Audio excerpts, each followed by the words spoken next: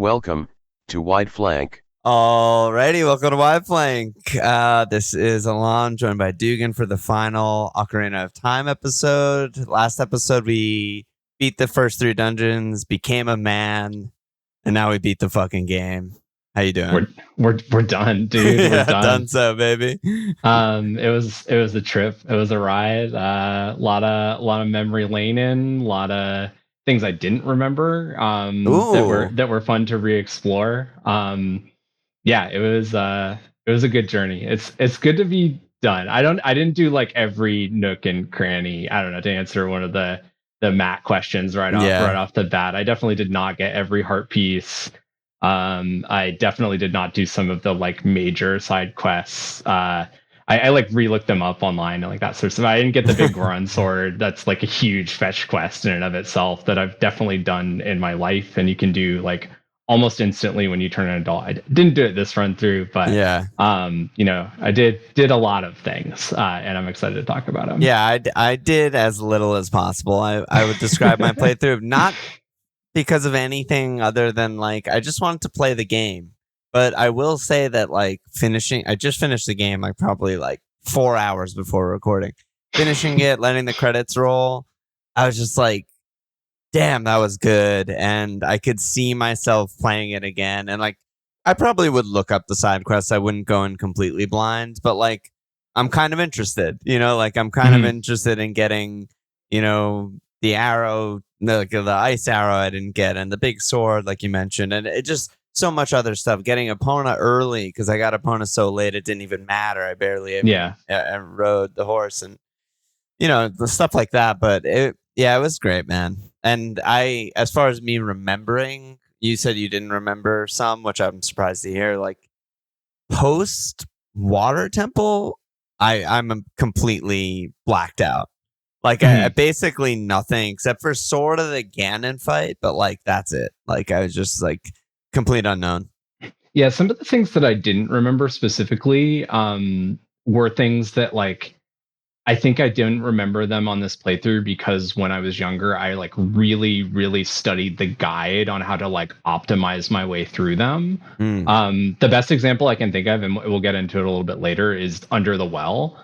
Whereas like the pathing for what you actually practically need to do under the well to get the Lens of Truth is like really straightforward, based on some of the empty walls. But if you don't know that pathing, or it's been like a while, it's very easy to like get lost, to go through the wrong hidden wall, to fall through the wrong hidden floor and end up in a place which is like just a very tedious like reset of your experience down there.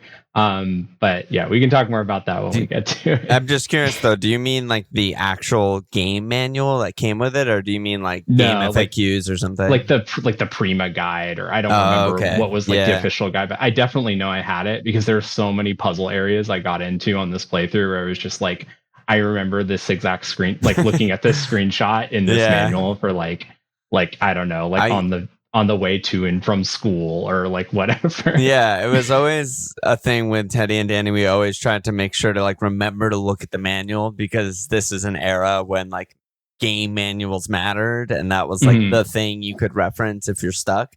And it was so funny because again, like we'll get more into it later, but one of the parts I got specifically stuck after Water Temple is like, okay, I cleared Gerudo's Valley, but I can't go to the desert yet. I, got to the graveyard, but I can't light the torches yet. I see that I need to get to the well, but I can't get in the well yet. But in the manual, it specifically says, like, go to the Temple of Time if you ever need a time travel. And it's necessary for you to go in your adventure.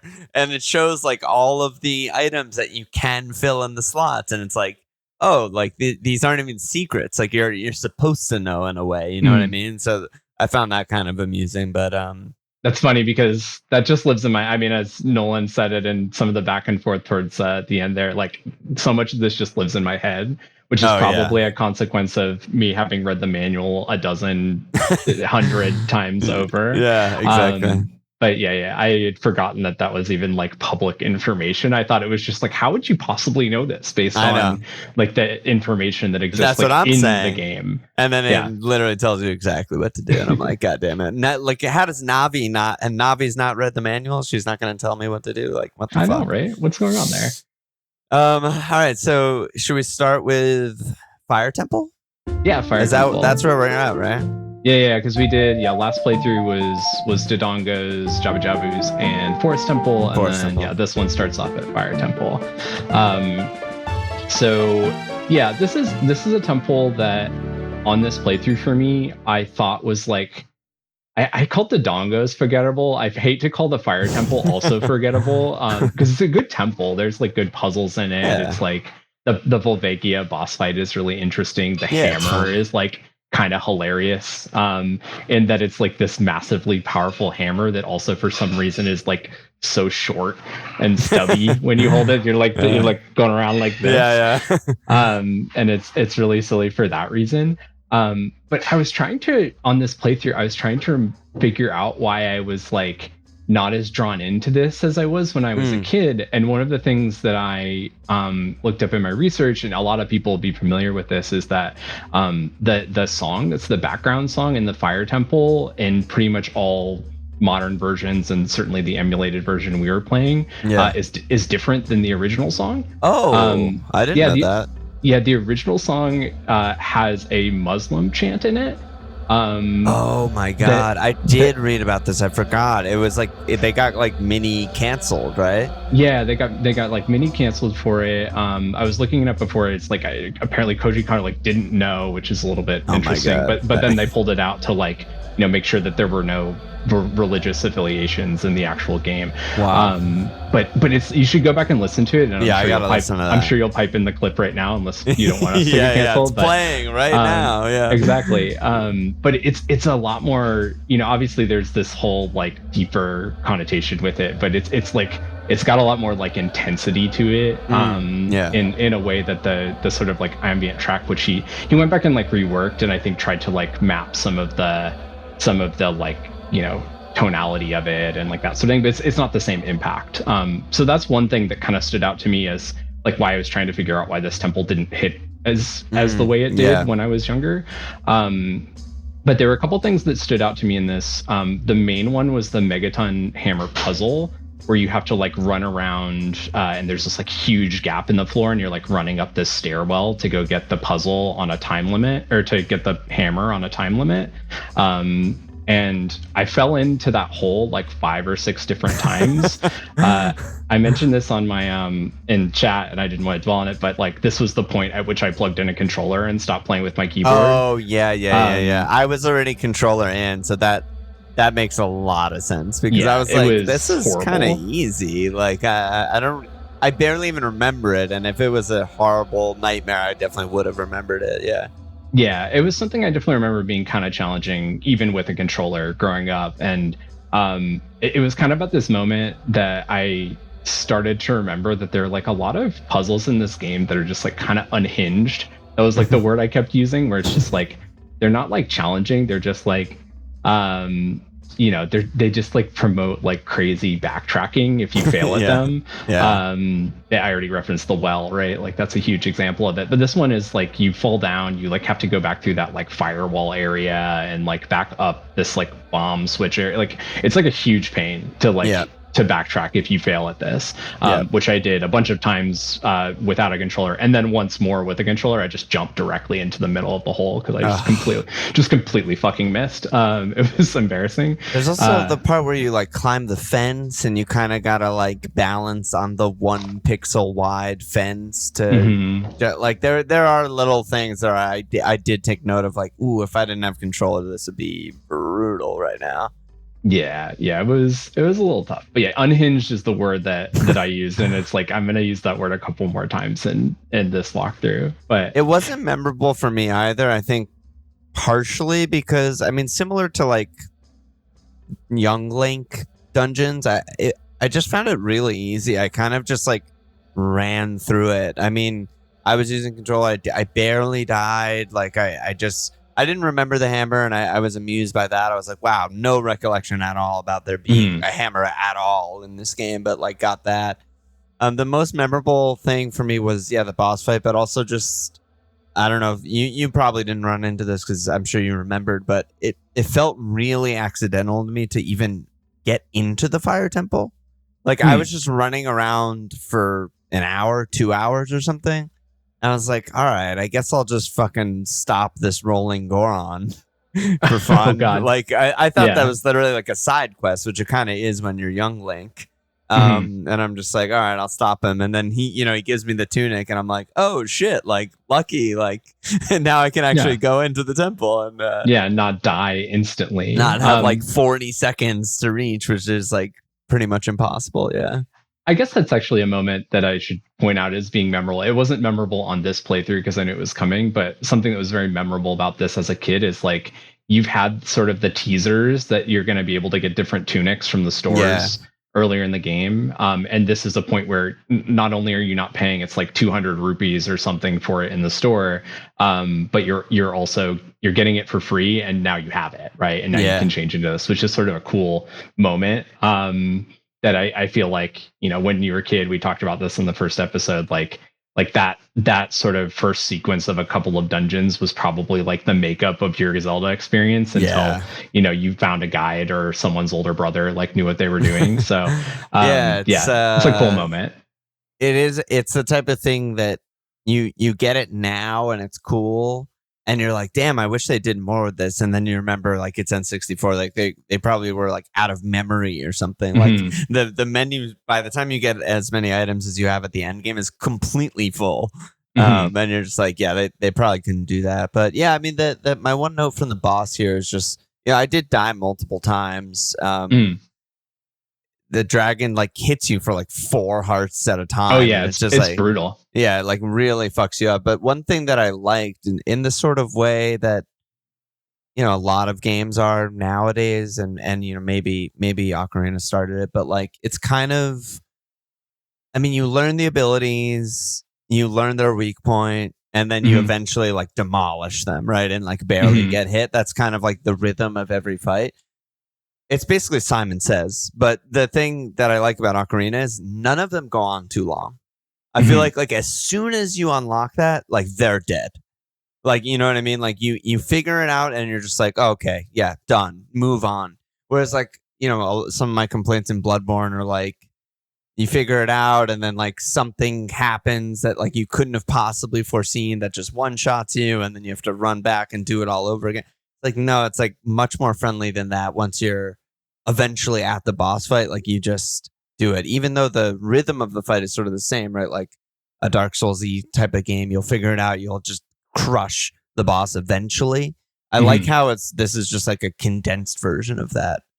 Yeah, the mechanics are definitely simplified. I think it's still fun. Like I still had some fairly tense boss fight moments, and I described my playthrough as like I did a lot of the main things that I remembered in terms of getting like core items, but as far as like dungeon runs, I didn't really ever go in prepared in a way that I would like describe how I played this game growing up. Like I didn't like go and make sure I like loaded up 4 bottles with fairies at a fairy fountain, did that.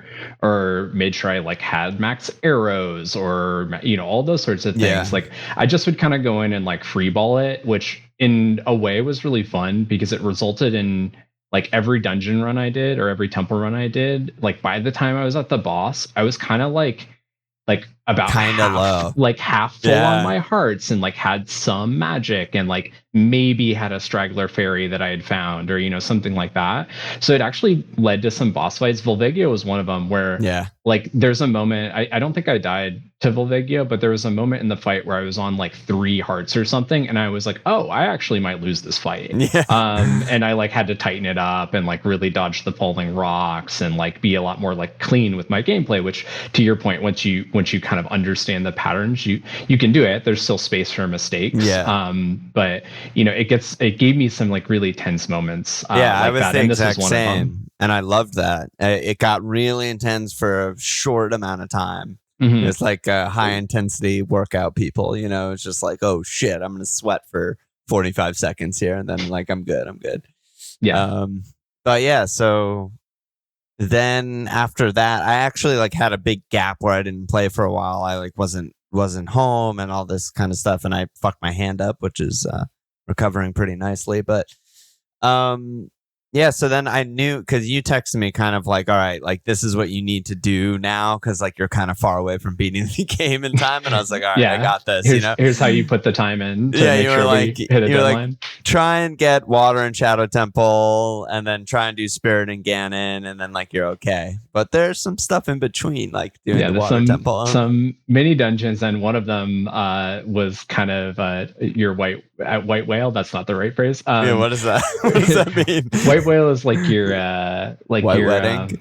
No, like Moby Dick. How they wanted to get Moby Dick. It was important, unattainable. That's what white whale means. Okay. Super not the right phrase here. Okay. But one of the first like blockages that you really hit was the ice cavern. Yeah. And yeah, you want to talk a little bit about that? I mean, you can't fucking catch fire in a bottle. I just don't respect when games sort of like establish what an environmental thing is. And at this point, fire either burns you or lights a torch or burns a web or, goes on a stick or goes on the tip of an arrow. Like all of these things have been established already. And then now I'm supposed to like dump my fairy out because I'm a noob and only had one bottle to catch the fire in the bottle. It's just, I mean, this is like back to Nolan in our chat being like, it's an adventure game. Try every item on every single thing. I have my limits. Like I tried almost every item. Like literally, I was like trying to break it, do everything possible, and fucking Navi's flying over to the thing. So I know it's a hint, but she won't tell me what it is. And that the last thing I was gonna try is like waste my fairy just so I can catch fire in a bottle. But is what it is. So the one thing I will say is that I believe it's at the potion store in Kakariko Village. I believe they sell they only sell items that can go in a bottle, and blue fire is one of the items that you can purchase at the village. I'm not saying that you should have gone there. There's very few reasons to need to go there outside of like you don't know this game and you're exploring every door in every village or whatever. Which I previously mentioned is not how I played. I wasn't like full completionist. Let me talk to every single person in every single zone. Yeah. So there is that little indicator. But that said, how hard is Ice Cavern with one bottle? I had 2 for what it's worth. I think 2 is kind of like the number that makes for a pretty good playthrough. Yeah. I feel like you probably did a lot more backtracking in that cavern than I had to. It's just very annoying. We'll get to our like sort of rankings later, Hayden's question and stuff, but like Ice Cavern's low for me. It's just like a fucking annoying little waste of time. Like you kind of walk in and it's like, oh, there's like some nice like chimes, like this might be sick, The music is good. It actually drove me up a fucking wall though, because it's unlike the more atmospheric temples. It's a really, really short loop and it repeats the entire time. It never changes. That is true. So like, me being stuck, I was probably there a lot longer than the average person. And I was just like, oh my God, like that get me out of here. Also, just getting frozen sucks, like more than pretty much taking any other type of damage in the game. Getting frozen is just like, fuck.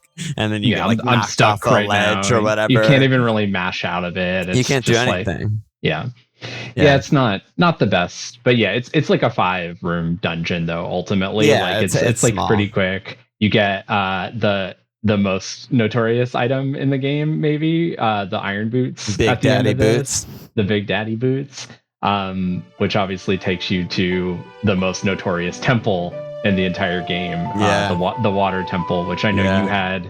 I don't know if you would call them fond memories of this. I think most people have like stressed out memories of this temple. Yeah, like stress. I just had like a bit of dread. Like I actually think subconsciously, part of me having a gap of not playing was like, water temple, like, is this gonna kill me again, like as it did when I was, I forget what year this came out, 11 or something like that. My answer is no. It was actually, I mean, Matt asked which temple or puzzle was just as hard as you remembered, which becomes easier as an adult. Like, immediately I was like, oh, water temple's not bad, and actually I kind of liked it. It's like kind of higher on my rankings than I thought, and going in I was like, I'm gonna fucking hate this. I got the sense from, because for folks who don't know, we're trying really hard not to talk about the game like in text and stuff before we actually before we get on the pod, so that it's all fresh and stuff. But I got the sense from the way you messaged about the water temple that like it wasn't some huge monstrous undertaking to like get it done. No. Which my experience of doing it was, and I've played it semi recently, like a decade ago. And obviously played it a couple times growing up. I found that I got like lost and was backtracking and like doing all that sort of stuff, and it is like set up to be that kind of like annoyance, in the sense that like there are 3 different places to raise the water level, and different things that are accessible when you raise the water level, and if you miss one of the things going through, then you might have to like go back and raise the level in 2 separate places to get back to that area being obtainable. So it's like a very tricky layout for that reason. One of the things that I like looked into and like remembered as being like an urban myth about the water temple was this idea that you could get locked out of like progressing within it if you use small keys in a certain like incorrect order. This was like a pretty common, I don't know, like playground myth. All the research that I did to this end, and all the talking that I did, especially with Nolan, to this end, indicates that you can't get locked. I had a couple of explanations for this that I thought were pretty interesting. One explanation is the wall that you're supposed to bomb out when you like float up, and there's a key behind there. Second tier, the second tier. There's a little bit of backtracking that requires you to get to that key. So that's one. Another key that I think is pretty commonly overlooked is when you're in the middle tower, and you raise the water level, and the like block comes up in the cutscene, and you can see that there's a little area that you can go under it. I think that's a fairly common one that's missed. And then the third explanation, which I really liked, is after the best mini boss fight in the entire game. Oh my god! Awesome. By far, in the Dark Link boss fight. I literally got jump scared again, like going past him and then coming back up and having him like pop out at the tree. Like I knew it was coming. It still scared me. It still startled me. So sick. But that fight is incredible. And I want to hear more about that in a second. But after I finish this thought train, is that after people finish that pretty challenging fight, something that would be fairly reasonable to do is to like save your game and maybe put it down, or like save your game and like leave the temple to go like restock on supplies, go get more fairies, more potions, whatever. And if you do that, you have gotten yourself out of a wing of the temple where you like play the Song of Time behind the chest. That gives you the long shot in that last room, and that takes you into a little area that's only accessible if you go through that entire wing in that linear way. And on the way out of that area, there's also a small key. So those were the explanations that I found for like, these are 3 fairly challenging to find keys that you might get in a situation where either you didn't find them, or you thought you had fully explored this area but hadn't yet. And there's like that area that you go through after you beat Dark Link. There is like, it links up to another room that you could conceivably go through, that like you end up in it's actually this room, the dragon room that I have in my picture. So that is everything I read about the sort of like, you can lock yourself out of progressing in this temple myth. It's not perfect. Like, having to pause to equip the one pair of boots and then unpause, like, how many times? 100 times through the puzzle is a nightmare. Like that's a terrible mistake that I think they fixed in the later version. I in the 3DS version, I saw it's an item, right? Easier so to do. That's like incredible. And the backtracking, I think, is like the big notorious thing that people hate so much about it. And I had to backtrack one time, and it was fucking annoying as hell because you have to remember where all the switches are. You have to look at the map. But counter argument, like, it's the only part pretty much in the game where I even considered looking at the map. And it's like the only puzzle that kept my brain engaged, like, sort of the whole time. Like, you have to kind of like remember all the rooms, remember all the water levels. And if you think, and again, I missed a key, so I'm not saying I like aced it, but if you kind of made mental notes of everything and we're looking at the map, you can basically like hit every room. Like, I almost hit every room on my first run through, even though I was going pretty like methodically. It felt really logical and it felt really rewarding and just like a cool. It made me think of the first episode when you kept bringing up how like they're intentionally like using 3D space so much. And I just kept thinking while I was playing, I was like, this is just like a sick vertical puzzle. And like, obviously the camera is a bit of a nightmare compared to some, maybe contemporary games. So like looking up and looking down, like all of this stuff is like kind of clunky, but that's also like kind of cool because you just have to be like, okay, I'm putting my boots on. Like, I'm pretty sure this is the spot. And then you land and you're like, yes, like I fucking nailed that. Everything's right in the right water level and I'm getting through. And yeah. And of course, like Dark Link is just like really cool. I didn't actually, I want to hear about your fight. But yeah, I want to hear about your fight too. You can go first. The aesthetics are so cool. Like, that's undeniable. Like, you walk into this, like, there's no other part in the game that looks anything like this. It's like a dream sequence or something. Yeah. Like, you're just on this like crystal lake in the middle of nowhere, sort of like Rom and Bloodborne. I definitely like had that thought.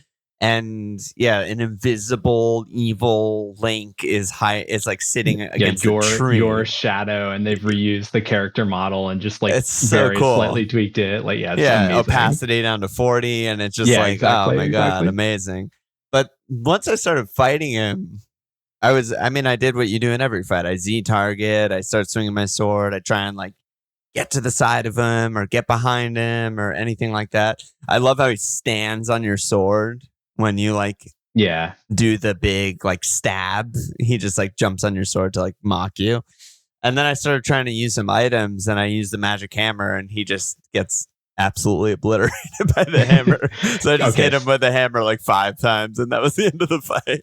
So you hammered him. So what I did, which is actually what I did, I think when I was a kid, is I had Din's Fire at this point, and Din's Fire hits him every time. You can't just spam it all the way through. You need a magic potion to level up it. So maybe that's one place that I was a little bit more prepared. I did that because I was really struggling because I went in and did exactly the same thing that I probably did as a kid, where I just tried to master sword him to death. And he's too good for that, or plays around that, which I think is really fun and makes it for a really good, like, challenging, different fight. So I fired him down. That was my strategy and technique. But the hammer works. The big Goron sword is also a pretty viable way to do it. Okay. At least that's what I understand. I think I probably did that when I was a kid, but I looked it up after I beat him. I was like, how do people beat this? It's apparently you can hit him with the master sword if you do it in a certain way. I didn't experience that. And then you get the improved hook shot, the long shot, which, like, reading on the internet, some people are like, oh, you don't even get an item like Water Temple sucks. Like, I don't know. Long shot is fucking sick. Like, when you hit a long hook shot and get like fly to a chest or something like that, it's awesome. Like, it's a pretty good feeling. It's one of my favorite items in terms of just like fun, and like it's fun to like look around and try and find somewhere like, oh, can I hook to anywhere? You know. So I don't know. Overall, I was dreading it, and I kind of loved it, to be honest. So I have had a couple interesting feelings about this, and one of them is that I think that this is one of the most boring temples aesthetically in the entire game. Yeah, that's fair. I think it's really plain. The one probably moment that I would say is different than that is my screen cap here, which I picked very purposely. It's this room where there's this dragon underwater and it's like a whirlpool. And I wanted to have this screenshot because I wanted to have it to reference for this podcast. Because I remember when I was a kid and I went into this room and like there's a lot of scary stuff in this game up to this point. Like we've talked about it on the past pods. But I got into this room and for some reason my instant reaction as like an 8-ish year old was like, absolutely fucking not. I'm not going in that water. Anyone who's played this temple knows this is a statue with a switch in the mouth. And the switch opens a room with like some clams, which actually the clams killed me on this playthrough because I got stuck. I forgot to float up. The enemies are actually like really punishing, I found. Yeah. But so yeah, this is like a pretty boring temple to me from an aesthetic That's fair. Yeah. The other thing that I wrote in my notes about this, which I think is really interesting, is you could sell me that this temple or some variation of this temple's layout was like one of the first prototypes for temples that they made once they knew kind of like the repertoire of like main 3D movement mechanics in the game.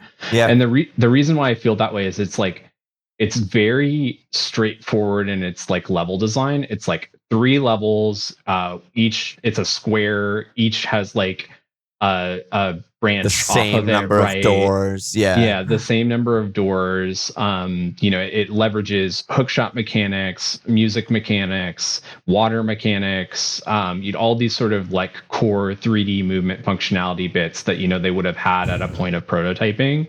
Like I really felt strongly that this was like some combination of like really early concepts that like developed into this temple, that they leveraged the layout and like that sort of thing.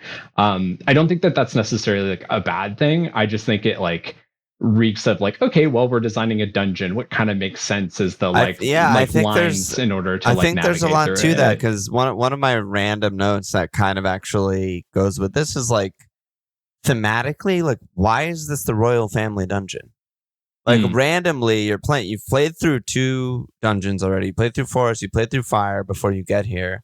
And now randomly there's all these Triforces and you have to play Zelda's Lullaby, like as if you're childlike again. It's just like, that's kind of weird. And it kind of makes sense if this was like one of the first ones they made, because that's like an early game thing more than a late game thing to play Zelda's Lullaby, So that kind of makes sense. But yeah, I hear you with the aesthetics and I agree. I mean, your background is basically what the whole temple the whole dungeon looks like, except for Dark Link and except for like the one cool thing about the boss fight I thought was like, I think it's the first time, I could be wrong here, where you can walk into the boss fight and kind of just like survey the area before you trigger the actual boss fight. You can do that in Goma. You can do that in a lot of them. Oh, okay. In Goma, it's the first time I did it accidentally. Like I walked in and I was like, okay, there's nothing happening. And I didn't immediately jump to one of the middle platforms, which is how you trigger it. I just like kind of ran around and I was like, okay, yeah, like I'm ready for a boss fight. And then I jumped over. That's in most of the boss fights. Goma, you have to look up at the eye. Phantom Ganon, you have to try to leave, and then the like. That's true. The like fence comes back up. Oh yeah, there's other examples. I blew it. It's okay. I will say, if we're getting onto the boss fight, I think that Morpha is like one of the most boring bosses in the game, and totally not. It sucks. Like this is such a great temple for so many reasons, even though I've just complained about the aesthetics and said that it's like a prototype level design. But for this to be the boss of this temple, it's just like so unfitting of what's like a really, really, interesting puzzle experience. Like getting thrown by the tentacle if you get stuck is like fun, but like it's just really straightforward. It's like as simple bread and butter, use the hook shot / the thing or long shot / the membrane or whatever My one note from this boss fight is something I hadn't thought of before, which is like, so for those who don't know, like you basically lock on to like the, I don't know what to call it, brain inside this like water boss, and you have to like hook long shot it to you to then hit it with your sword. That's basically the rhythm of the fight while you're like dodging some attacks. It moves really fast in a circle. So you have this new long shot, but it's literally impossible to hit when it's moving in a circle. You just have to wait for it to like slow down after you dodge an attack. And lock on is really great and really like revolutionary in this game, but it reminded me that like for lock on to be good, your projectiles have to be fast. Like lock on works really well with the bow and arrow because you hit the thing you're locked onto. Like if there's a bat flying, you still hit it. But it feels so bad when you have this slow moving long shot and you're locked on. And you're like, what's the fucking point of this? Like, I'll never hit anything. So it's just a little like game design note that, you know, probably informed a lot of game designers after this game came out. But it was just something that I hadn't thought of before with the lock on, because basically almost this whole game is melee. And so lock on is perfect. And it just feels like, they like figured out how to fight in games in 3D space. But then like occasionally there's this situation where you just have a slow moving projectile and you're like, wait, this fucking sucks. And it kind of sucks to aim too. So like, what the hell am I doing? I have the same problem with bow even sometimes too. Like even when it's fast, sometimes. like you can get a little bit like you're at an awkward angle or you're just timing it wrong. But I agree with that. I mean, the counter would be if it locked on perfectly or the long shot was faster, this boss fight goes from easy mode to like forget about it. Brainless. But I feel it wouldn't fix the fight. It was just like a game note broadly. that I thought of. Yeah. No, that makes sense. So what's next? I love in the closing of this, before we get out of the water temple, I love and maybe this can start the conversation of given that this is just a harem anime, which sage would you date? From Nolan. I love that that Gerudo, being the sage of water, is the engagement bailout. Like, you know, you've had this like hold over your head, but you're like, no, cool, I don't have to marry the naked fish lady now. Who's kind of hot. Who's kind of hot, but she's not my pick for what it's worth. But maybe that's a teaser as we move on to the Shadow Temple and what's beyond. So you got stuck again here as well, right? Yeah. So this was, I mean, I kind of explained this earlier, so I don't need to go too much into detail, but this is where I never went back to the Temple of Time. So I didn't know that you can become a kid again. So I did everything that I could think to do, which is, I really did the right things if you think about it. I went to Gerudo Valley. I freed all the carpenters and I found the desert, and I was like, okay, I can't get through the desert. I need to find something. Goggles or something is what I wrote in my notes. Because it says like you need the eyes of truth or something, but I didn't know what the item was. Yeah. By the way, Gerudo Valley music.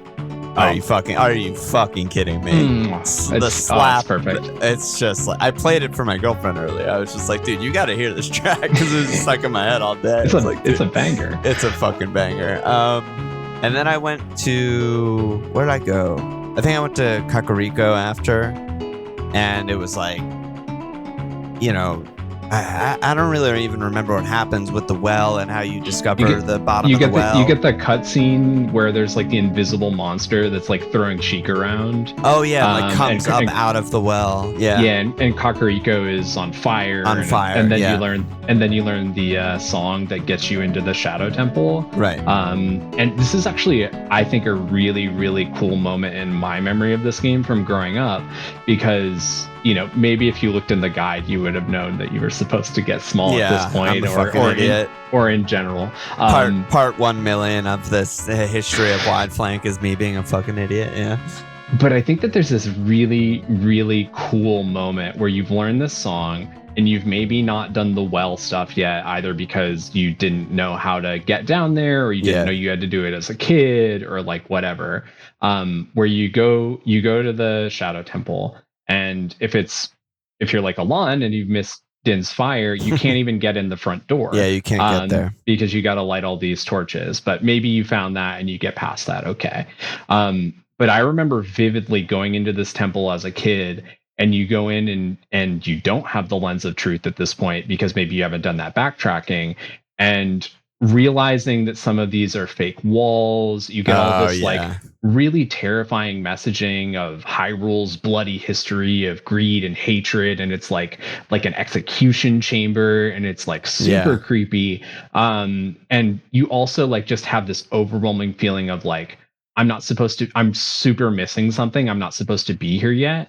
And that's not an experience I think you have whenever you walk into any other temple, with maybe the exception of like the front of the spirit temple, where you get there as an adult and you realize you have to go back as a kid. Yeah, that doesn't really happen in my history of Zelda games, which ends at like Wind Waker. That you usually just get gated. You just can't enter. Mm-hmm. You know, like you never enter and then be like, oh, I'm too soon into this area. That almost never happens.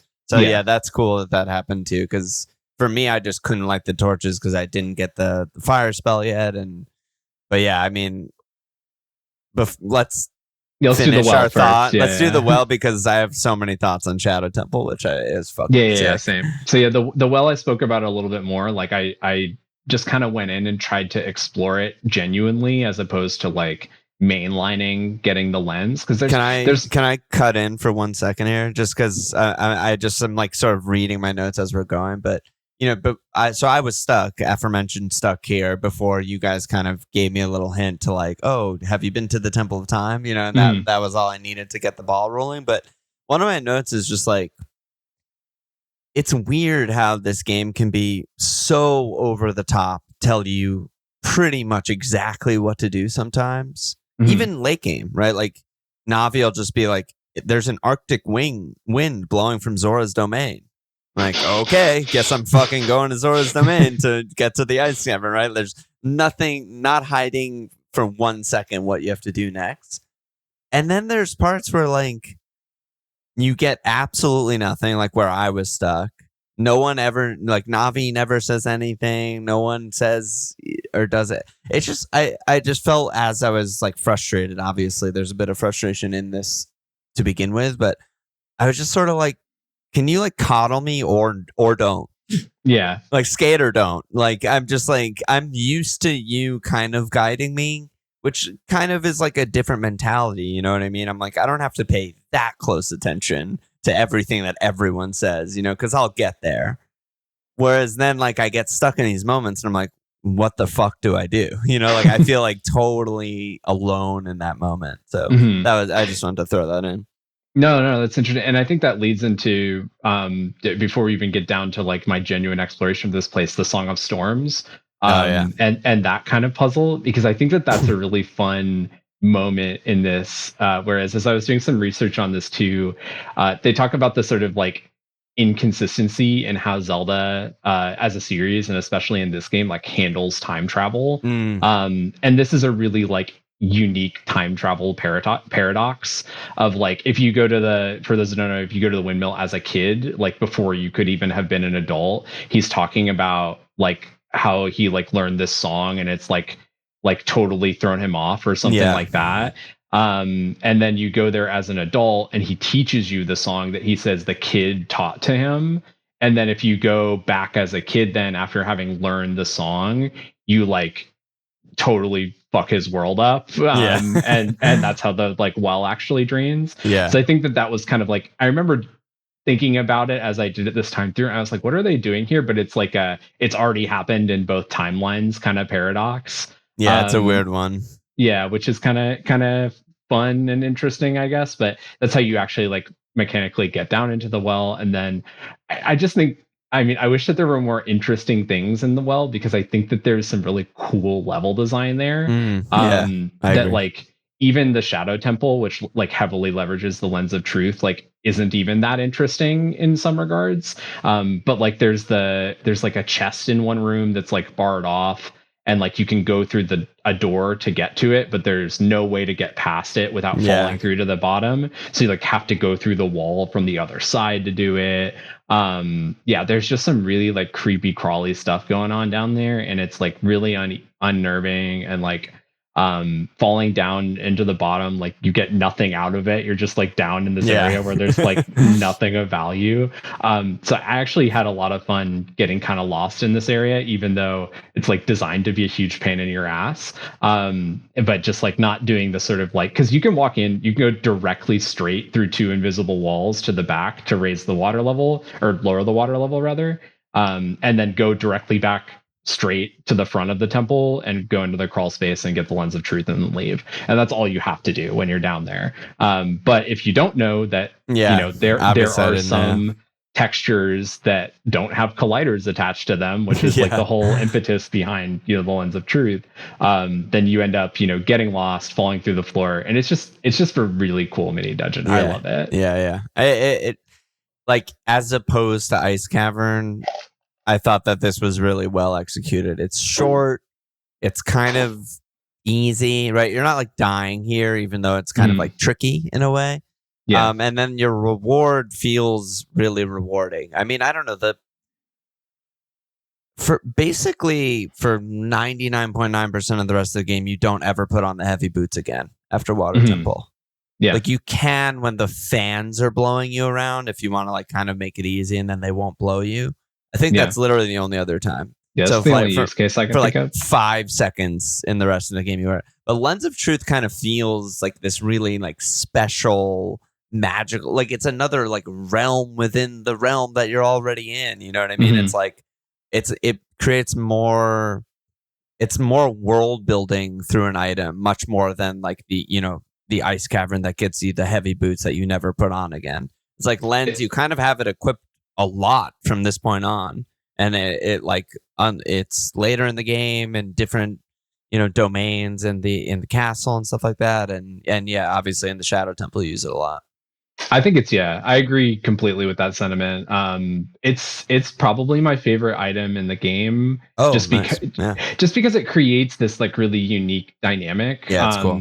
And it's not like, in the Shadow Temple, I think the sort of like loop is like you get to an area, you turn it on. It's like it's a pretty straightforward loop, but it still feels fun. Like you're like finding something you're not supposed to, or like the temple itself is designed to be booby trapped so that someone who's not a part of like the royal family or the Sheikah or whatever is like even able to access it. Yeah, I like all the traps and stuff like that, but my only problem with the traps in the Shadow Temple, and I really like the Shadow Temple overall, but my only problem with the traps is like you need the Lens of Truth basically to get in there. I think.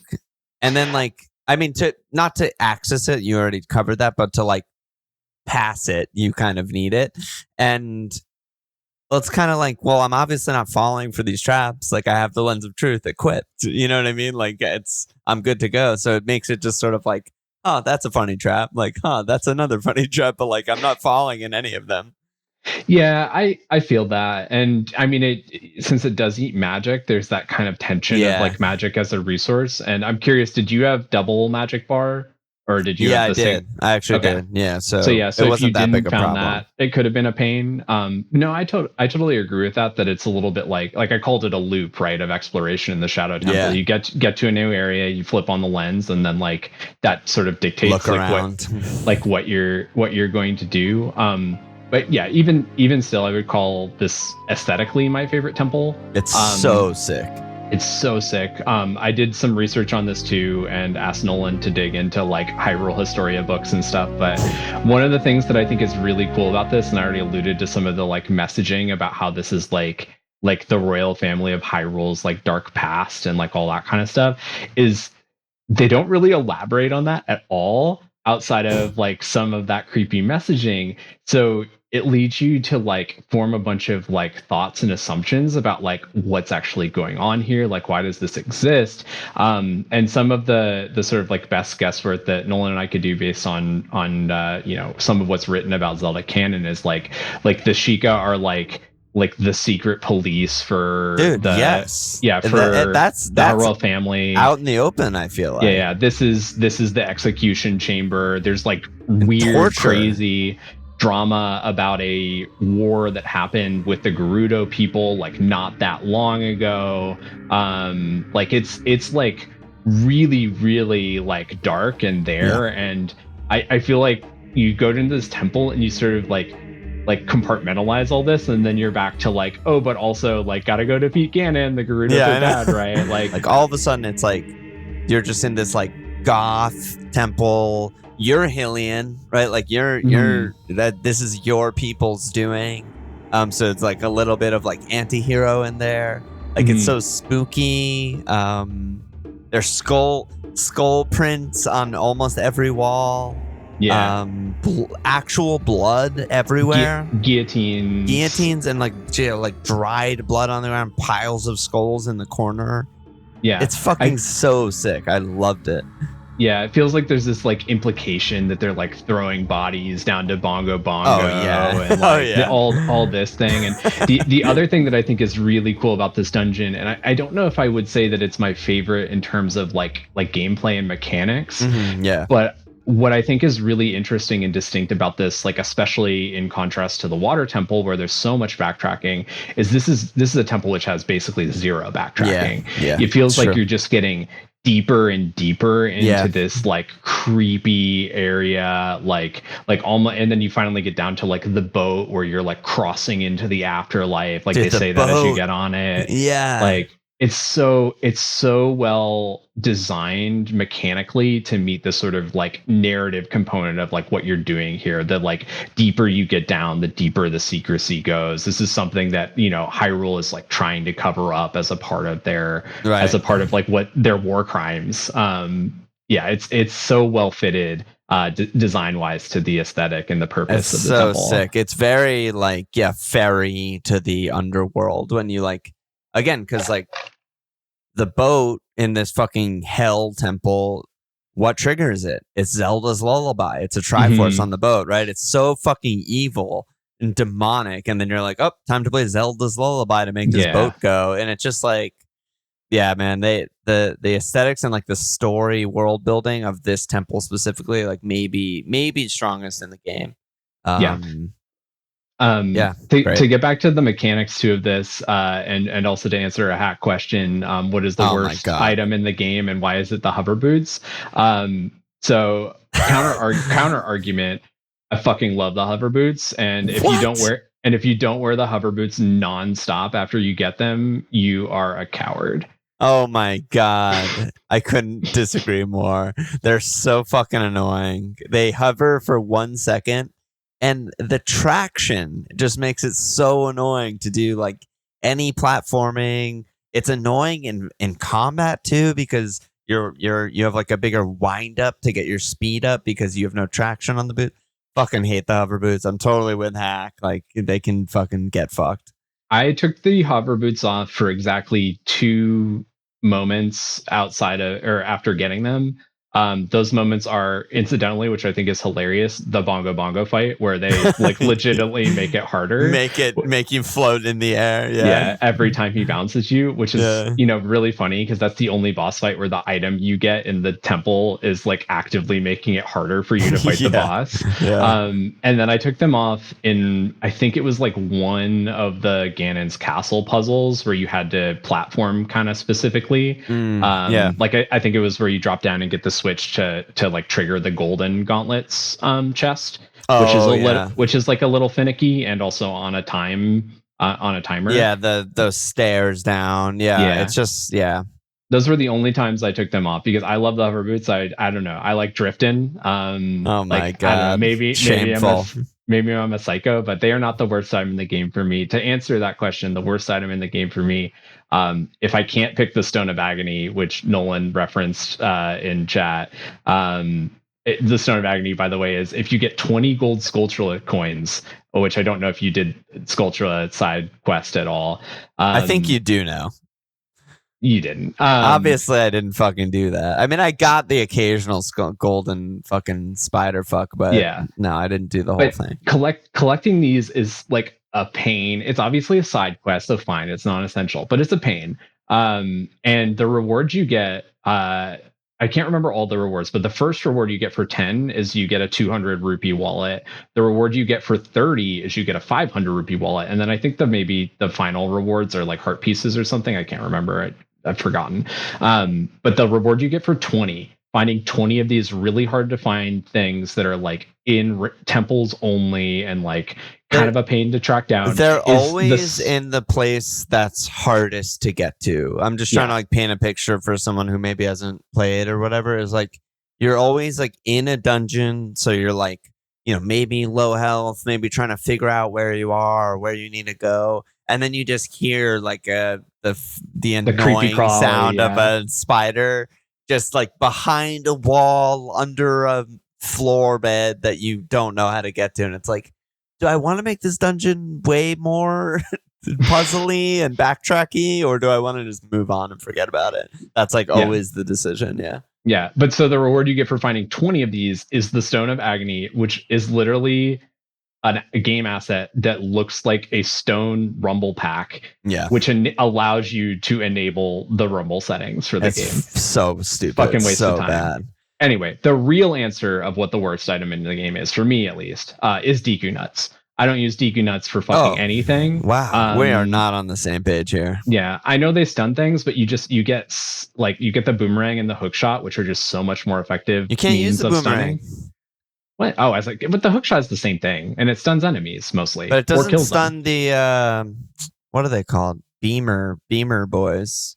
Beamer boys. Yeah, the eyeballs with the lasers. Oh, I just throw a bomb at them.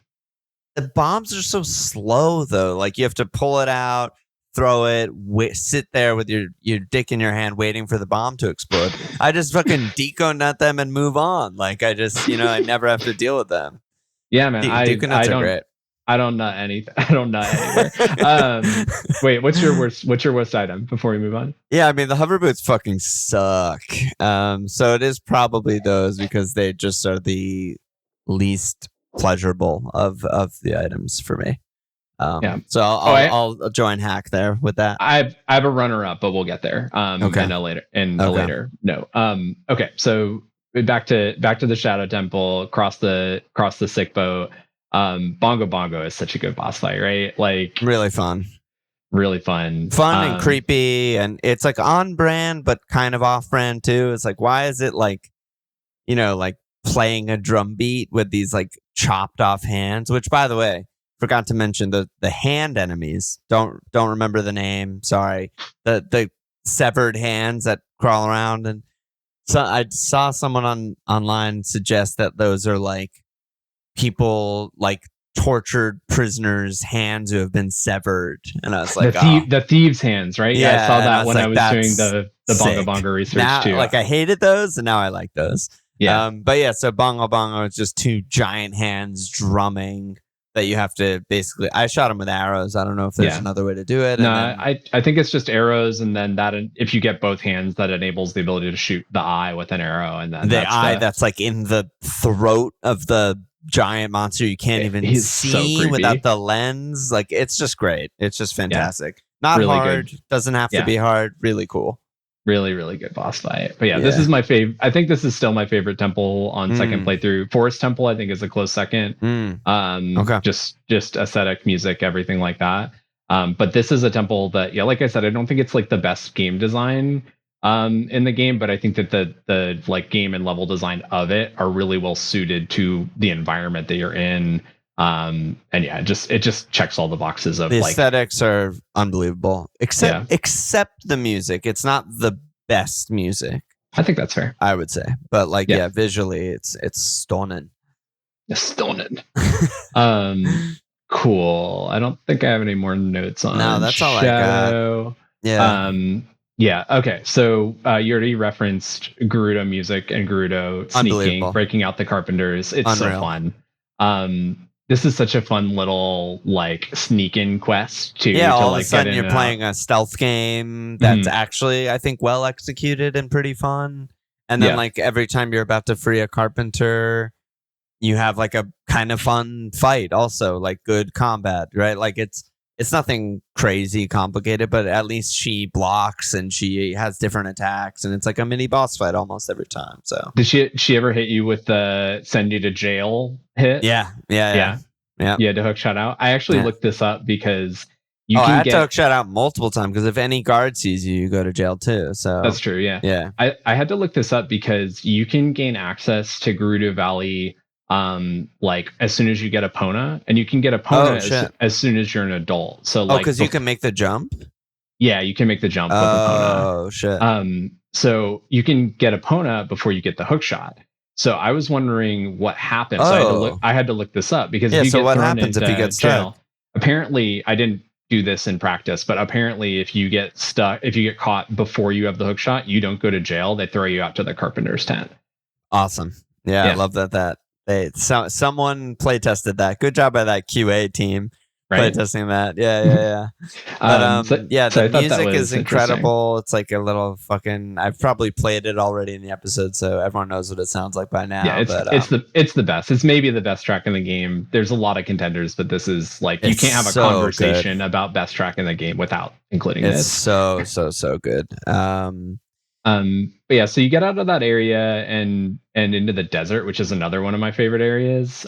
Just sick. Really, really cool. Another place that like I think once you know what to do there, it's a little bit less interesting. But like as a person who doesn't know what to do there, it's like a really like fascinating, vast, well-designed space. Yeah, you go through this sandstorming desert with quicksand also there. And for me, who had no idea what to expect, because it tells you kind of need the lens of truth to like access it. It's one of the trials to access the spirit temple. I expected to like go into the desert, put on lens of truth, and it's like, oh, there's a fucking bridge that over the quicksand, and I get to just like walk, go walk freely because there's a path.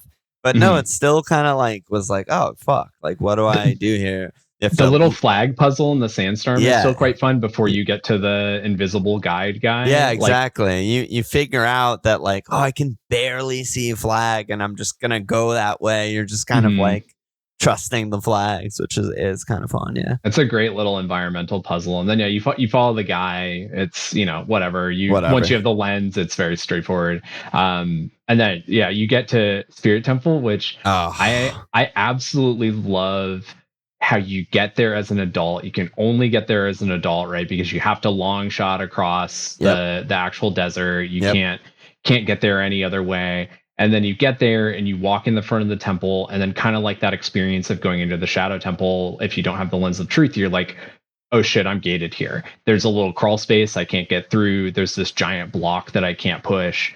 What do I fucking do? And then you have before this, you see Desert Colossus. That's like when you get out of the sandstorm. It's just this like giant, like, how would you describe it? Like Egyptian statue or something like that. Where you're just with the two hands. Yeah, like and it's so cool. Like this area is very annoying actually because of those little fuckers that come up from the sand. Oh yeah, those dudes are creepy. They're just like literally constantly so you can't really even take in this area that much. But other than that, it's aesthetically amazing, and the music from Gerudo Valley through the Spirit Temple. So like this whole area is just like, I think, incredible. Very good. But yeah, so you leave the temple and then you're like, get the song to come back here, which enables you to come back as a kid and go through the temple, and that's when you end up meeting. Spoiler, probably my sage, who I would date. Me too. Yeah, she's a bit Naburu, I think. Total thief, banging, hottie, awesome, cool, badass chick. Who wants you to go steal something for her, which I think is also a really cool like value proposition. It's like, you're not going into this temple to get an item for yourself, you're going for me, because I'm going to take advantage of you being small and able to actually like enter this space. So yeah, I love that this temple, obviously with the well, and you have to be a kid to be under the well, there's kind of that like, young and old with the Shadow Temple, but this is more explicit, like you're in the Spirit Temple as a young kid, and that's really, I think it's like a new element of like danger, even at this part you have so many hearts, like it's not actually that challenging, but it's just sort of is a new like discovery and moment within the sort of like time travel mechanism that they've established. Also, she wants to fuck, which is kind of weird. Really? I mean, she says when you're a kid and she asks you to go steal the thing for you, she's like, if you help me, I'll do something amazing for you. And then later, when you beat the temple and you get the medallion from her or whatever, find out she's a sage, she says like, oh, when she's fading out, the last she's words. like, I wish I'd known you grow up to be such a handsome young man. I should have kept my promise to you. Oh, I'm like, okay. I remember that. And then I think I was really tired when I finished the temple. And I remember her saying that. I was like, what was that in reference to? You're absolutely right. She's like basically offering up her bod for the silver gauntlets that she never gets. This is fast forward to my runner up for second least relevant item. The silver gauntlets are fucking like you move three whole blocks with them before you get the gold gauntlets. Like they are so unimportant in the grand scheme of things. Like, but yeah, it's the only. Correct me if I'm wrong. I think it's the only dungeon, temple, mini dungeon, anything like that where you do it as a kid and adult. Mm-hmm. Like you have to do parts as a kid, which unlock the parts to then come back as an adult, which is really fucking great. And I think that like, I mean, there's a lot of parallels between this game and Link to the Past, which for some reason I remember way better than I remember this game. I think I've just played it more times. But like, yeah, you know, Link to the Past has like the light world, dark world with like the same map. It's basically like the same thing as like young Link and old Link. Mm-hmm. In this game. And yeah, I just think they could have done this more, is what that feeling gave me. It was just like, I really wish they like did a little bit. Like, it's cool when you first are old and you come out into the castle market and it's all just re-dead zombies, and you're just like, this place is so fucked up, what the fuck.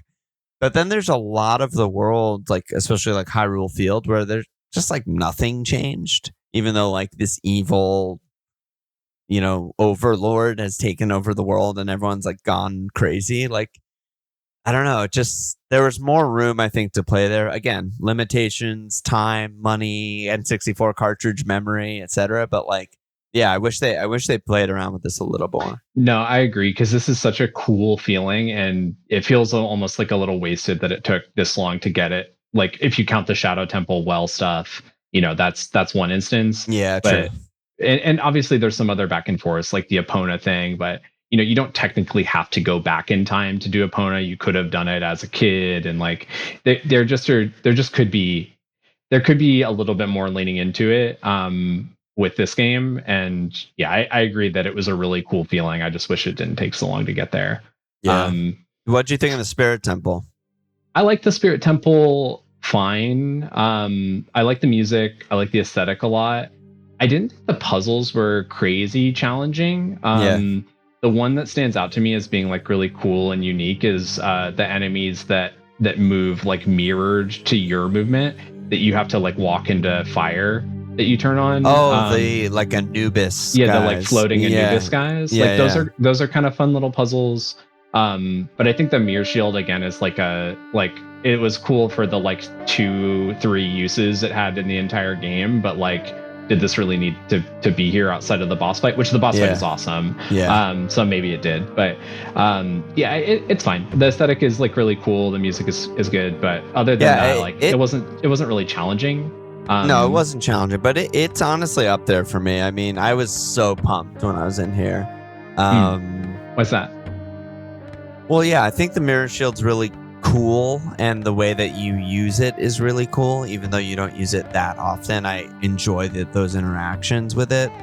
But yeah, I think the music is incredible. Like, it's the first dungeon, I think, since Forest Temple where I was just like, oh my god, the music is absolutely like slaying in here. And in my head, it's kind of like the track after Gerudo Valley, so it's like even better, because I'm just like, oh my god, back-to-back bangers. It's a little like Vangelis-y like kind of vibe, just like so out there and weird, but on brand with the sort of like the aesthetics. Like everything's just like fire, sun, desert, Egypt, mirror shield, reflecting light, like fire. There's also just like, you know what? I think there's less puzzles in this temple than most of the other ones, which is why you're kind of saying it's like less memorable puzzles. But I think the combat is like better in here than in probably any other temple also. Like, it's your introduction to the Iron Knuckle guys. That's true. They're really good. They're fucking sick. They're like a boss, basically. Like, they beat the shit out of you the first, at least my first time. They just hit you for like 4 or 5 hearts at a time, and until you learn the rhythm of that fight. Well, you said you got the love spell though. That's what you're supposed. I mean, that's what I feel like you're supposed to do against these enemies. Is you just slap the invincible spell. I actually never used it once. Yeah. I just had it and just eat it. But you know, it's not. There's more than one way to skin a cat. But I think that's why those fights are not super memorable to me. Because I'm just like, oh, I just put those on. But no, they are really unique, fun enemies. No, they're cool though. It's it's like, yeah, I don't know. Spirit Temple is definitely, you mentioned like maybe Water was the first one they made. I'd be curious if Spirit is the last one they made, because I feel like they're just like, we have this, like, we invented this combat. We invented like lock on and 3D combat. Like, let's fucking pop off. Like, let's make like difficult fights where they react to your movements. They don't attack unless you have to walk up to them and bait an attack and then dodge the attack and then get like one hit in and then back up again, or he'll just destroy you. So I was really enjoying baiting into the pillars too. Yeah, since they hit to so get hard hearts. To get hearts, yeah. Yeah, like that was so cool too. So the combat in this temple in general, paired with the aesthetics, I loved. Mirror Shield, I thought was cool. And then, like, yeah, you mentioned the boss fight. Like, first of all, getting to the boss fight's cool. Like, melting the face of the statue on the inside is cool. That is sick. I fell off the platform. Across. Yeah. Which I did as a kid, 100%. It's so annoying to get to backtrack up. I think I did exactly what I did as a kid in this situation, which is the inconsistency of what the hookshot actually hookshots. Oh my god! I think I tried it and it didn't work, and I like had just missed what you're supposed to shoot in the like face that you burned away. So I was like, oh, I must need to go do something else, and then I like jumped off, and then I had to backtrack. Definitely did that same thing as a kid. But I mentioned that in the last episode, how it's like, oh yeah, the hookshot works naturally on like all wood things, but not some wood things. Yeah. And also the icon that you can hookshot looks metal as fuck. Like, it's so metal. Like, yeah. It's a little bit weird. But it's weird. Whatever. The mirror puzzles were kind of cool too. I don't know. I just really enjoyed my time in the Spirit Temple as a kid and an adult. And then, yeah, the boss fight, it's probably my favorite boss fight. I mean, it's a really good boss fight. And this is one, I alluded to this during the Volvagia, but this was a completely like unprepared went into this fight.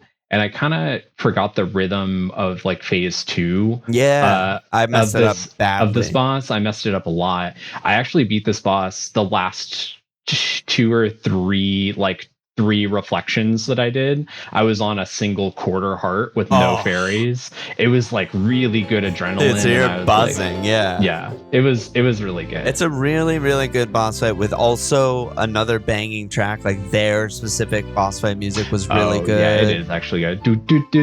Yeah, exactly. And they're just like cackling and psycho witch fuckers. A little bit of like humor too when you kill them, and they with the halos. Yeah, with the halo. Like, oh, are we dead? I just loved it. And then immediately following Spirit Temple, there's a Sheik scene, which for me was a big like reveal. Like I had no idea. I cannot believe. Oh, of course I knew, but here's why I can't believe that you didn't know this. I didn't. There's a couple reasons. So, big spoilers. If you have not finished this game, you need to turn the podcast off right now. Or if you, I mean, we've already spoiled 95% of the game, but yeah. But or if you've been living under a rock since 1998. Yeah. Sheik and Zelda has been the whole time. It's incredibly clear, and I thought should have been incredibly clear to you for a couple of reasons. Okay, go ahead. So one of them is you're familiar with Sheik as a Smash Bros. Character. I mean, I just in one know, of the pods. But I don't play Smash, so let me make that clear. I just know that like I watch Pete play or I watch Luke play. Shout out to Pete and Luke, and they'll just be like, "Oh, like fucking hate Sheik" or something like that. That's the extent of my knowledge. Yeah. So Sheik in Melee, which is the first game where Sheik is in, I believe, is not an individual character. It's Zelda's down B as you switch into Sheik. Oh, sick. Okay. I'm pretty sure in Smash 4, which is the contemporary Smash, they are separate characters. So that would be a reason maybe why if you've been watching Smash 4 and not thought about Melee in a while, you wouldn't remember this. Yeah. The other reason why I thought you would get it is because on our last pod or 2 pods ago, or I guess it would be in last pod because that's when you became an adult. Yeah. I asked you if you remembered anything about Sheik. And I was worried that was like too much of a tell. Nah, that didn't tell me anything because my answer was just like, no, I don't remember anything.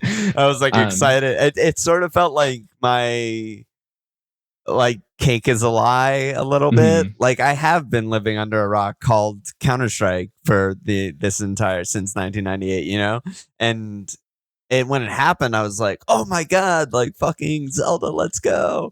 And I like in my notes, it's all caps, like, what, Sheik and Zelda, what the fuck? And then like, there's like a billion memes about this, and everyone in the world knows that Sheik and Zelda. But yeah, it's nice that I huge didn't reveal. know. It's a huge reveal. I'm glad you got the surprise of it. They also do a good job of hiding it because they use these he/him pronouns for Sheik throughout the game.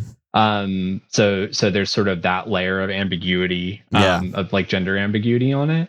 So coming from older cool. Zeldas too, and I think like Mario games probably also, like obviously all Nintendo franchises, like the princess is always like, they can't fight, they can't do anything. You just have to go save them. You know what I mean? So I never made the connection of like this fucking like ninja who is just sick is like, maybe that's Zelda. Like that never crossed my mind. Yeah. This ninja who's also a part of the secret police that execute people for the royal family behind the graveyard in Kakariko Village. Yeah, nope, that's the princess. I remember Googling it, like, is Sheik Zelda after this happened? And the first like thing that came up was just like a shit post on Reddit that was just like, Zelda has a harp, Sheik has a harp, Sheik and Zelda confirmed. I was like, okay. Whoops. But yeah, that's a huge reveal. And you're in the Temple of Time. You get the kind of like, everyone is this part of the Triforce thing, which Matt asked the question, which Triforce do you most identify with? I can't answer that. I don't know if I can. For me, I said I'm Courage, right? Like you kind of have to be. You were a little boy playing this game. You've gone on this big adventure. This is the character that I'm you're kind actually of role controlling. playing as the boy, though. I'm probably more like wisdom or something, but I don't know. That's a difficult question to ask. Yeah, it's tough.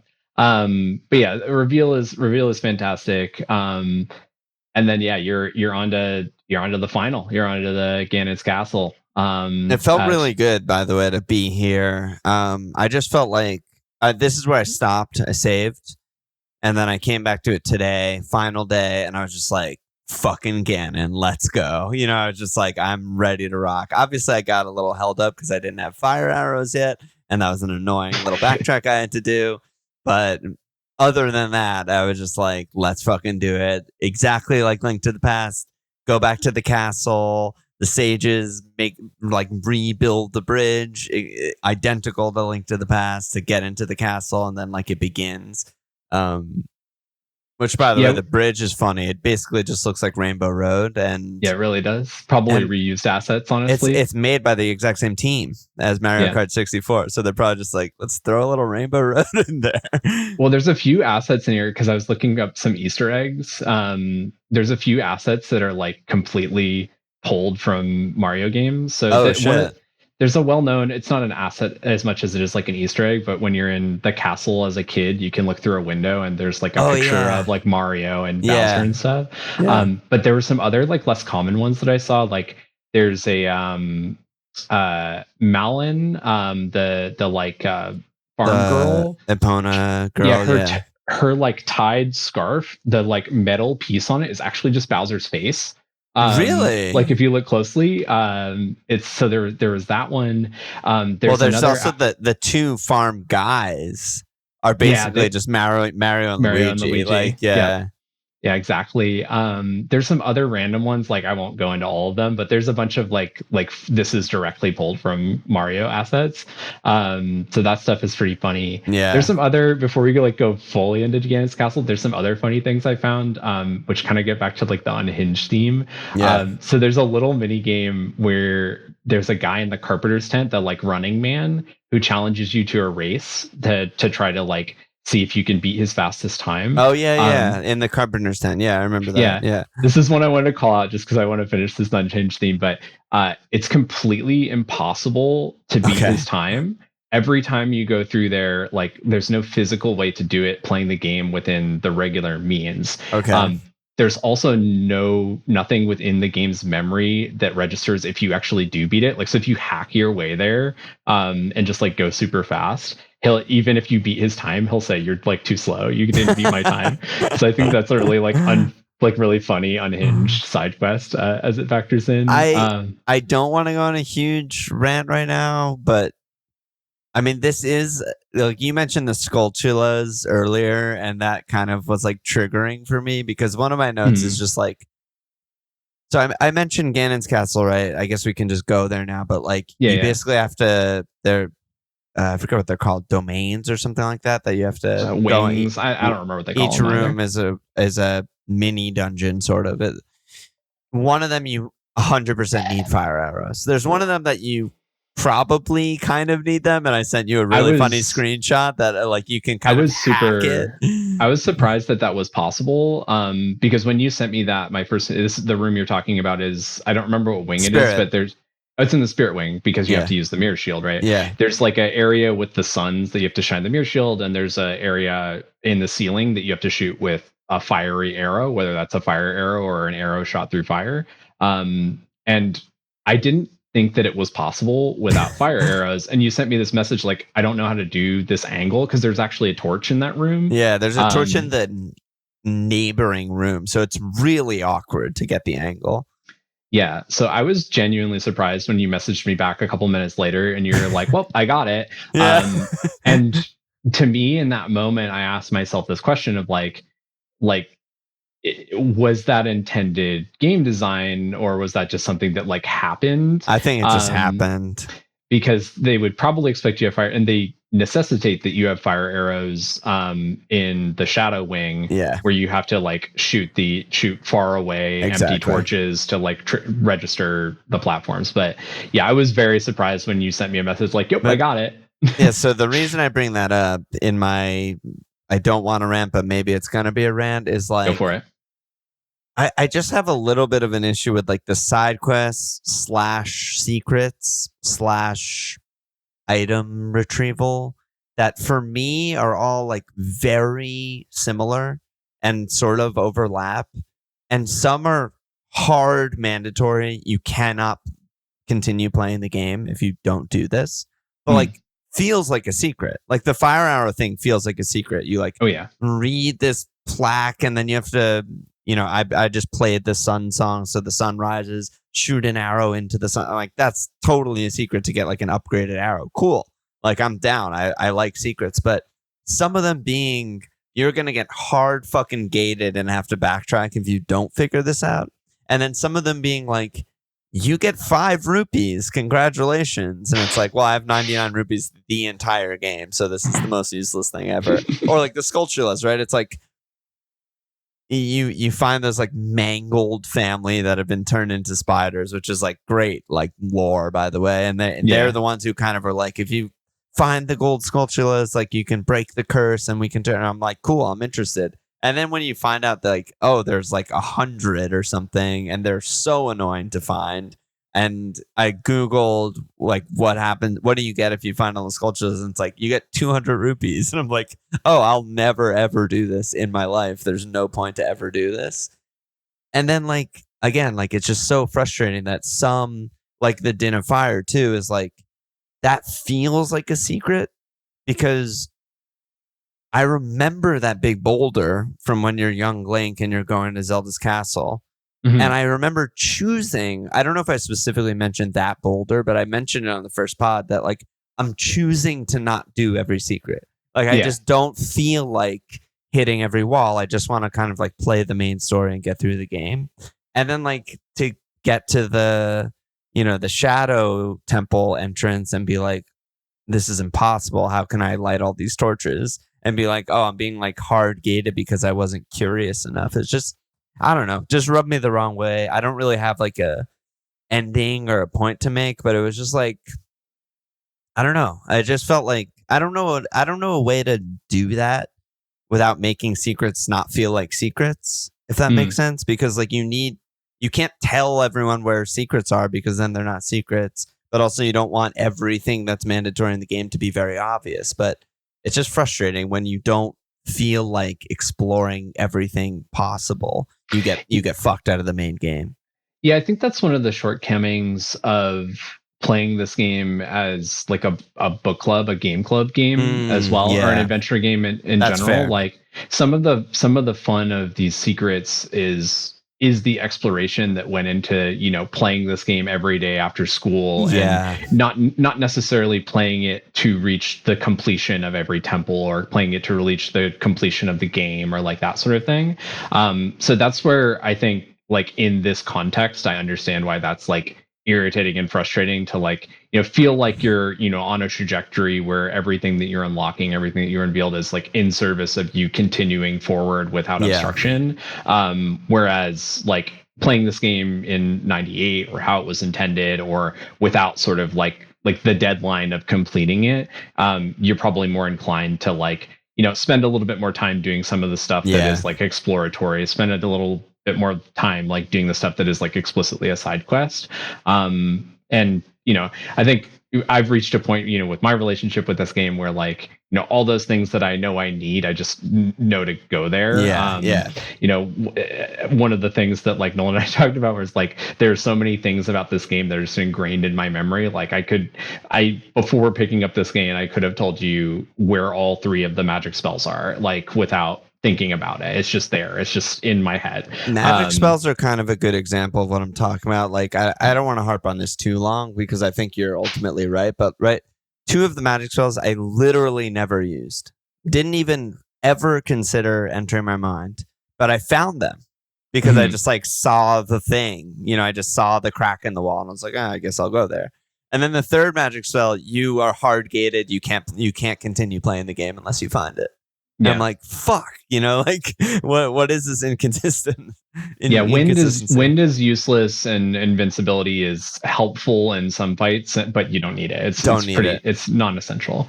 So yeah. No, that's fair. And I knew you were going to get frustrated by some of that stuff. I knew the second you sent me that screenshot earlier that you didn't get the fire arrows. Yeah, and you're like, oh god. And I was like, oh god. And then I remembered the shadow wing and I was like, oh, he's gonna Yeah, your text was like to the second timed perfectly because it's like because the wings in Ganon Castle are I found them to be very easy. It was just like, oh, these are like, and Bacon's question was sort of like, did they kind of half-ass Ganon's castle? And honestly, my answer is like, yeah, kind of. Like it's like the fight going up the stairs and having the fights is like fun, and I think Ganon itself is actually a fun fight, but like, I don't know, these wings that are like ultimate power to unlock the most evil castle were just like bullshit. I don't know, they're easy. Yeah, I think they're not like terribly challenging. There's some moments where I was like, these are like okay, kind of unhinged puzzles. The shadow one is kind of the most unhinged of them, I think, because I kept missing the fire one is weird. And I like ran out of magic and stuff. And then I already referenced it, but the like switch that you get the golden gauntlets. I mean, this is partly my fault because I was still wearing the hover boots, but I kept running over the switch and falling off and restarting. I kept wearing the worst thing in the game. Yeah. But no, I agree. They're not like, there's not like a cool aesthetic to them really. They're like, the music isn't very memorable. They just reworked like the old temple and dungeons. It's almost like they just hit like a randomizer and were like, let's just pick a type of puzzle from each of the dungeon and mix them all up. And they're basically all one room. So it's like, room wing. Yeah, it's like, okay, I kind of can take this in as soon as I enter, like, okay, I need to get all the great coins. You get all the great coins, you completed that domain. Just like, okay. Yeah, nothing special. The fight's on the way up, not special. The first fight with Ganondorf, rather, is like that's the distinction they make for human form versus Big Daddy. But before the fight, though, one of my favorite moments in the entire game is when you enter the room. Oh, the organ? And Ganon is just shredding this organ alive. The diegetic organ that you've heard as you're walking up the stairs. Yeah, so like so good. I agree, the music is like kind of bad. Not bad, but just not memorable at all in this entire castle. But the one payoff is that as soon as you open the door and you see Ganondorf's just been shredding this organ for who knows days, just waiting for your arrival for this fight. So good. I fucking died. It's so fucking funny. Yeah, it is really, and it gets louder as you get higher. Yeah, and higher. He's been edging for really this moment for 7 years. Is basically what you're led to believe. He's like, finally. But with this boss fight, I think what's really cool is he gets this sort of like dark energy vibes going, and immediately Navi's like, I can't Z target him. Yeah, and I think that is such a cool like moment it's like spent all this time establishing that this is the way you navigate 3D space, Loved 3D it. combat within this game. Oh no, we're going to take away that mechanic that has been like completely central to like the entire experience so far for this fight. It feels like it, right? At first, you're just like, well, I need to fucking like aim at him, and I can't. You know, you got to like manually fix the camera. Yeah. And then you get into the callback to Energy Ball Tennis with Phantom Ganon. Ganon. Just so good. So good. Yeah, lighter and the, down, and the hook shot multi in. the multi shot, and you like how did you I did the spin attack. Is that how you're supposed to do? Yeah, That's how okay, you're supposed to do it. that was sick. I died multiple times here. Yeah. I died once, and then at that point I left and went and got the extra defensive hearts that are outside the pots below. No. If you leave the castle after you get the gold gauntlets, there's a fairy fountain kind of where the Din's Fire fairy fountain is when you're a kid. Okay. That you have to lift like a stone with the gold gauntlets. I didn't even know about that. Yeah. Yeah, and you get like white rings around your hearts that like basically have all incoming damage. Wow. Okay, that makes it a lot easier. Nice. Yeah, sure does. So yeah, I died once and then I did that. I was like, okay, fine, I'll go do this the Fuck easy this way. guy. Yeah. But yeah, that the spin attack is how you're supposed to do the like ball over his head. Yeah. And yeah, you whittle him down, and then you get into like my favorite part of this whole sequence, which is you kill him and he's just heavy breathing. Am I cutting off? Is this the part you're talking about? Where he's like breathing, the blood and puking. The breathing. Yeah. And then you're like, oh, it's all over, but then the castle starts to collapse. Yeah. That's where I was going, because I love it. Wasn't as hard as I remember it. It's so easy. Like it's so easy, but and this is actually an interesting point and like an interesting segue into like if we do Majora's Mask in the future.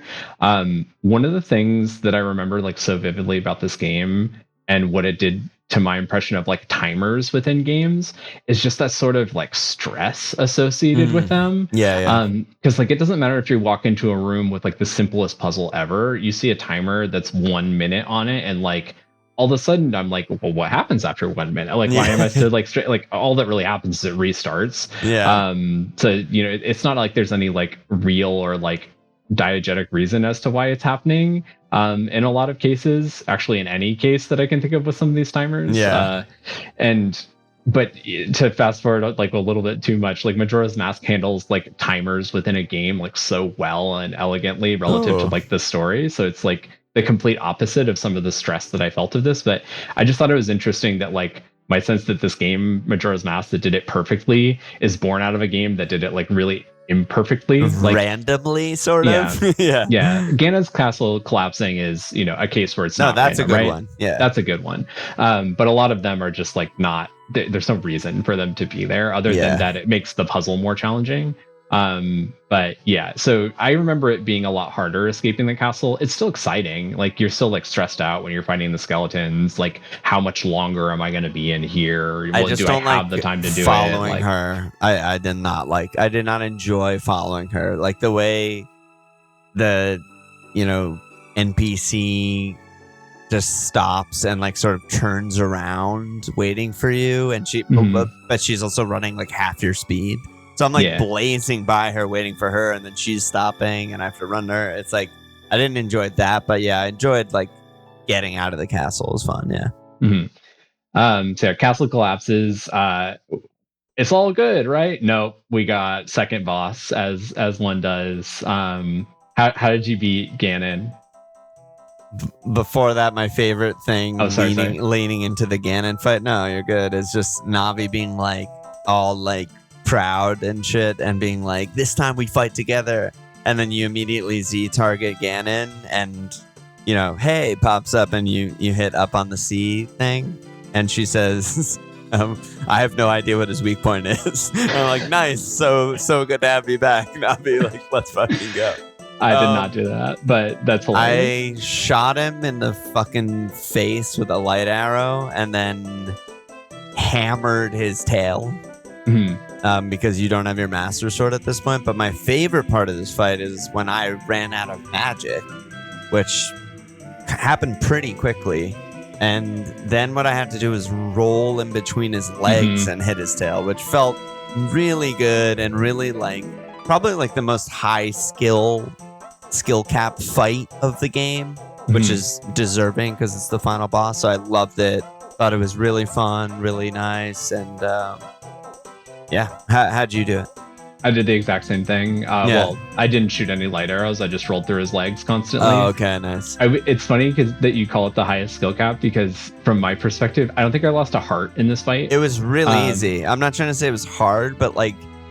It's just because I remember the timing of that thing. Yeah, like as you're trying to figure that out as a kid, like this is the boss of the game or the second boss of the game. Like you're probably like scared or timid in this moment to like try something like that. Like it's sort of an exciting thing to test out. Skill cap is actually the wrong word, but what you're describing is more what I mean. It's not skill cap, but it's like, I don't know, maybe it's just the biggest balls moment of the game. Like it's something that you've never done, right? There's no other point where you like roll between a monster's legs. There's no one really that you fought that's even this big. And it's like sort of you have this moment where you're like, can I? Yeah. And then you do it, and then you hit him, and you're like, oh my God. You know, like it almost feels like you like broke the game. And then, then it's not skill cap, but it's like you have to execute it many times over and over and over again. And you just get so good that you're just like, I'm just better than this guy. You know, like it's a really good feeling. I'm just destroying him. He can't touch me. Yeah. No, it was such a like cool realization for me when I was younger and figured that out for the first time because it is scary. It's scary to try that kind of stuff. Yeah. And, you know, because you're going to get hit a bunch of times trying to figure out the timing. But like with this playthrough, it was like, okay, I know the timing. I got hit like did it every time. I did get hit like once or twice, and I didn't have the half heart thing, so I was really low. And playing it kind of safe. I even backed into the fire one time because I was like holding my light arrow and Z targeted, and I was like trying to go, and I backed into the fire. I was like, fuck, you know, and then like roll, backflip, before I got the rhythm of it. But yeah, I loved it. I absolutely loved it. And then, you know, Zelda locks him in place. Link delivers the final blow with the Master Sword. Epic. It's so epic. Final credits music is fire. They just have these like sort of cinematic, like sweeping shots of like all the different areas of the game. They bring all the characters into it too, and they're like dancing around, like people who you wouldn't think should be hanging out with each other, It's like, so like corny, but I genuinely was like, yeah, thank you. That was great. Like, good job to everyone. Like, shout out to the credits, and like that was a great journey. I'm really happy I went on it. You know? Yeah, it's a good little ending. You have kind of the sadness of like returning to childhood that Zelda kind of says to you, like, you did what you're supposed to as the hero of time, like you're gonna go back. That stuff always like time always bums me out, and that's like kind of one of those plot moments. I don't think it matters a ton because I haven't booted up the game since beating it, but I think you can just go back in and like explore the world kind of, or it like takes it from your last save, or I don't really remember. And, I think I mentioned this at the beginning. I don't know. We've been going for a while now, but it was very surprising to me that I did have the feeling after beating it that like, I might jump back in and do some side quests. Like I could see that, you know, like, especially that I will never like struggle to figure out anything because I beat the core of the game.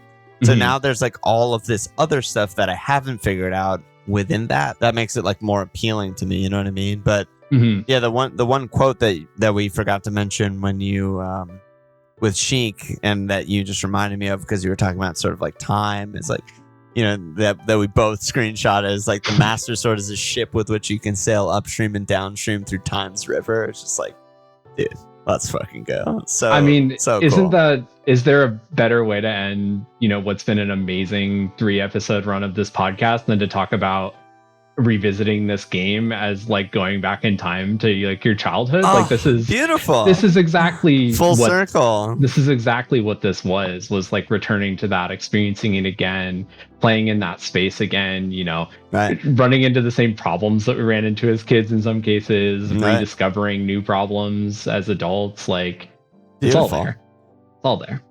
All right, dude. Well, thanks for joining.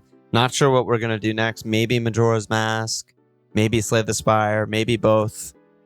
Follow us on join our Discord. It's free. It's not like Patreon blocked or whatever. And see you there. Thanks, Dugan. Yeah, thanks for listening. Thanks for playing along if you did, and thanks for questions, thoughts, hints, love, etc. along the way. Yes. Yeah, it was fun to do this. Yeah. Cheers. Bye.